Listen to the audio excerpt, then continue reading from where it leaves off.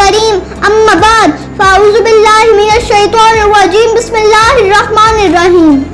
ہونے دل دے کے نکھاریں گے روح برگے گلاب. ہونے دل دے کے نکھاریں گے روح برگے گلاب. ہم نے گلشن کے تحفظ کی قسم کھائی ہے. جناب صدر، محترم اساتذہ کرام اور میرے عزیز ساتھیوں، السلام علیکم. آج مجھے جس موضوع پر لب کشائی کا موقع ملا ہے اس کا عنوان ہے 14 اگست یوم آزادی. صدر علی وقار، آج ہم یوم آزادی تمام تعلیمی اداروں، گلی محلوں، کوچوں اور سڑکوں پر جوش و خروش سے منا رہے ہیں. یہ آزادی ہمیں ہمارے آباء و اجداد کی بے شمار قربانیوں کی بدولت ملی ہے. اس ملک کو بنانے کے لیے ہندوستان کے مسلمانوں کی ہڈیاں اینٹوں کی جگہ اور خون پانی کی جگہ استعمال ہوا ہے، تب جا کے پاکستان حاصل ہوا.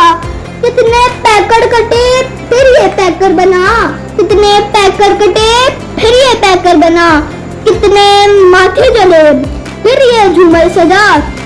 صدر علی وقار، آزادی بہت بڑی نعمت ہے اور یہ آزادی ہمیں ہمارے عظیم رہنماؤں قائد اعظم محمد علی جناح اور ڈاکٹر علامہ محمد اقبال کی انتھک محنتوں اور کوششوں کے بعد ملی ہے.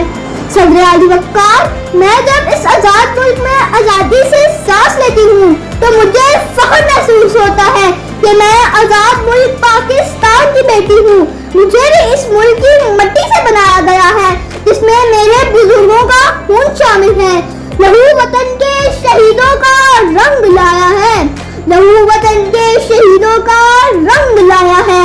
اچھل رہا ہے زمانے میں نام آزادی. صدر علی وقار، یہ آزادی منانے کا جذبہ ہم میں یوں ہی نہیں بھرا ہوا. یہ وہ جذبہ ہے جو ہمیں اپنے بزرگوں کی قربانیوں اور عظیم رہنماؤں کی محنت اور لگن کی بدولت ملا ہے. تاریخ ہمیں بتاتی ہے یہ آزادی کتنے گھروں کے جلنے کے بعد ملی ہے. وقار، ہم پاکستانی ہیں، ایک زندہ قوم ہے. یہ وطن ہم سے ہے اور ہم اس وطن سے ہیں. میرے ہم وطن ساتھیوں، آئیے قدم سے قدم ملا کر قرآن و سنت کی تعلیمات کو اپنا کر آسمان کی بلندیوں کو پرواز کریں. اس مٹی سے وفا تم بھی کرو ہم بھی کریں، اس مٹی سے وفا تم بھی کرو ہم بھی کریں. اس کا جو حق ہے ادا تم بھی کرو ہم بھی کریں. آپ سب کی اس باتوں کا شکریہ. آئیے مل کر کہتے ہیں پاکستان زندہ باد.